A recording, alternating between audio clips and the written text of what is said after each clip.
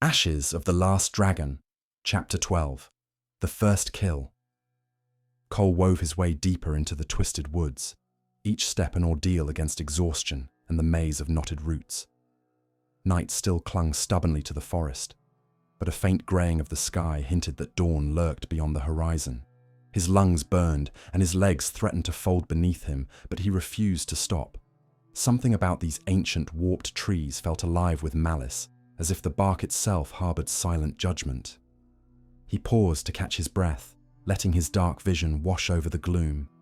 Everything became a patchwork of black and deep blues. Then, movement, small at first, then erupting into a frenzied blur. An elongated, segmented body scuttled across the leaves, far larger than any insect had the right to be. His stomach lurched. The thing moved too fast, and too deliberately, to be some harmless forest creature. Before he could blink, it lunged. It twisted in midair like a grotesque earwig the size of a dog, half-rotted flesh dangling from its shell-like segments. Overlong mandibles dripped with black saliva, and bizarre patterns of dark magic pulsed along its carapace. A hiss, low and unnatural, shattered the hush. Fear stabbed through Cole, but with the fear came something else. Power. A creature of the underworld, Lord. The dragon's voice flared in Cole's mind. Slay it, and you will grow stronger. He had no time to question. A surge of energy burned through his muscles, making them feel tighter, quicker. The weight of sleepless days momentarily vanished. His hammer, his father's hammer, felt almost weightless in his hand. As the monstrous earwig scuttled forward, Cole's heart thundered with equal parts terror and exhilaration. The abomination sprang, jaws unhinging to reveal jagged, scythe-like mandibles. Cole swung the hammer with every ounce of strength he had, colliding with the creature's flank in a thunderous thud. He half expected it to split in two, but the thing merely screeched, rancid fluids oozing from newly cracked segments. Its hiss mutated into a shrill shriek, limbs flailing for purchase, clicking like nails on bone. Cole leapt back, panting, eyes wide. His heart hammered so loudly he could barely think. He had never been in a real fight, never faced anything stronger than a stubborn farm animal. Yet somehow, his body moved with terrifying grace. He felt alive, in a way that transcended adrenaline. The force, it was energy from the shard. It had to be. It danced beneath his skin, fueling him with stolen vigor. The monstrous earwig recoiled, ichor drooling from its cracked shell. Then it charged again, too many legs skittering in a nauseating blur. Cole braced himself, but even with his newfound speed, it was horrifyingly fast. A hooked limb lashed out, slicing past his shoulder. Pain seared him. He bit back a cry, swinging in retaliation. The hammer connected with a sickening crunch, this time embedding deeper, shattering the beast's plated exoskeleton. Vile fluid spattered, glinting black in his dark vision. Keep going, the dragon urged. Finish it. Cole staggered but obeyed the roar in his head. He raised the hammer high and brought it down with desperate strength. Crack! The monster bucked, screeching so loudly his ears rang. Another blow. Crack!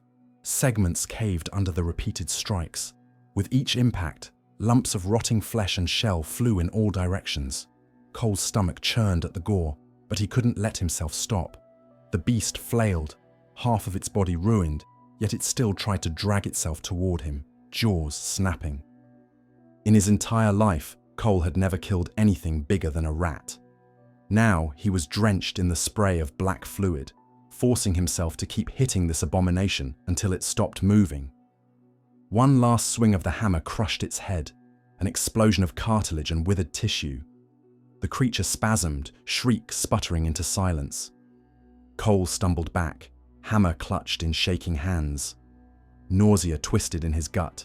For a moment, all he could hear was his own ragged breathing. The monstrous corpse twitched and then, unbelievably, started to bubble, as if sizzling from within. It collapsed into itself, dissolving into a boiling patch of blackish ash. Blood roared in Cole's ears. He'd fought for his life, and won. But the victory felt hollow, overshadowed by the shock of what he'd just done. His hands trembled with the realization that he had truly killed something that should never have existed. Your flame devours the fallen. The dragon growled, satisfaction seething in its tone. You have been rewarded. Heat burned in Cole's veins, a raw, unsettling rush that kept exhaustion at bay. He wiped cold sweat from his brow with a trembling forearm, hammer still dripping with congealed slime. The forest around him felt even more oppressive, as if the trees themselves recoiled at what he'd done. Gulping for air, he forced himself to move. More horrors could lurk behind every trunk. His legs, still unsteady, carried him onward at a near run. Shadows blurred past, each warped trunk glowing faintly with his dark vision. The monstrous earwig's final screech echoed in his mind, haunting him. He couldn't tell how long he sprinted, only that the color of the sky gradually brightened from a starless indigo to a pale gray. Every muscle ached, his wound at the shoulder pulsed with hot pain, and his lungs stung with every breath.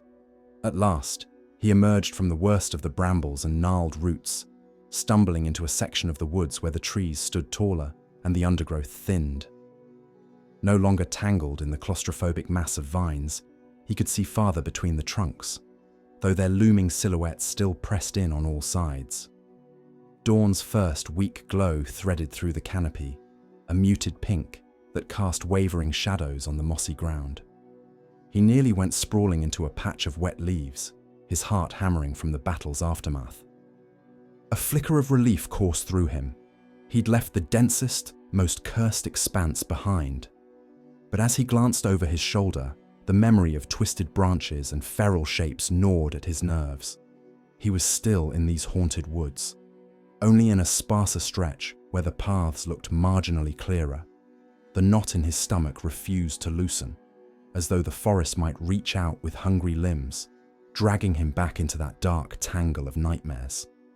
And there was still a long way to go before he'd be free of it entirely. As he struggled for composure, a familiar voice called his name. Cole? His muscles tensed, hammer instinctively rising, until he recognized the figure stepping out from behind a ragged hedgerow, Ms. Rosley. She looked as disheveled and frightened as he felt, eyes rimmed with exhaustion. He almost didn't believe the sight. Someone from Ferrowell here. How did you get here so fast? She approached carefully, hands partway raised. I must have taken another path. She explained shakily, eyeing the forest behind him. There are many paths of entry to these woods. I heard screams in town, saw monstrous things I can't explain. I tried to get help, but then you weren't home. You vanished, Cole. Her voice cracked. I realized I have no one left in Ferrowell. No family. I thought maybe you'd head to Oaksford for answers. I gathered what I needed for the journey to meet you there. Cole swallowed. His shoulders still trembled with leftover adrenaline. I'm sorry, he whispered. You shouldn't have come. He stopped, noticing the blood caked on his arm and the ugly gash where the creature's limb had sliced him. Her gaze followed his, face twisting in concern. What happened? He could barely force words out, so he told her fragments. How he'd fled Ferrowell in panic, the monstrosity that attacked him in the forest, and how he barely survived. He couldn't bring himself to detail the shard of High Mill Wood or the strange surge of power. When he reached the part about Lily, how her final breath slipped away, how he believed something beyond mortal comprehension had taken her, Ms. Rosley visibly shuddered. I don't know what to believe anymore, she said, voice thin. But I saw an abomination tear through a house in Ferrowell. That's why I ran. If that's real, then your story is surely possible. She let out a shaky laugh, hollow. We might both be losing our minds. A weary silence stretched as far as the mind could see. Ms. Rosley regarded him for a moment before saying, Look, I've no reason to go back. If I stay in Ferrowell, I'll just be burying bodies. I want to travel with you, if you'll have me. Cole hesitated. Lily's death still throbbed like an open wound in his chest, and Ms. Rosley, once suspicious of him, now asked for his help. But in truth, he couldn't deny a flicker of relief at not being alone anymore. We can stick together for now, but I'm not sure where my journey ends. He replied, voice still rough. For now, let's find someplace safe to rest, Ms. Rosley. I will tell you everything I know when we get some rest. A faint, almost grateful smile touched Ms. Rosley's lips, though her eyes remained clouded with grief. Thank you. And call me Kate. She added softly, as though shedding her old identity. I'm not your sitter anymore, Cole. Cole nodded, something in his chest loosening ever so slightly. Kate! He echoed, rolling the name on his tongue. Then he forced himself into motion. Come on, we can't stay in the part of the forest. They walked side by side, battered and uncertain, but no longer completely alone.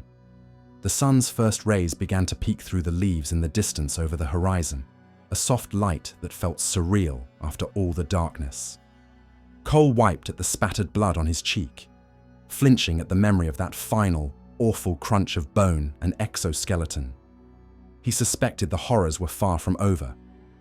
Yet as they trudged onward, something like determination flickered in his chest. He had faced his first kill, a monstrous, abominable thing, yes, but a life and death struggle all the same.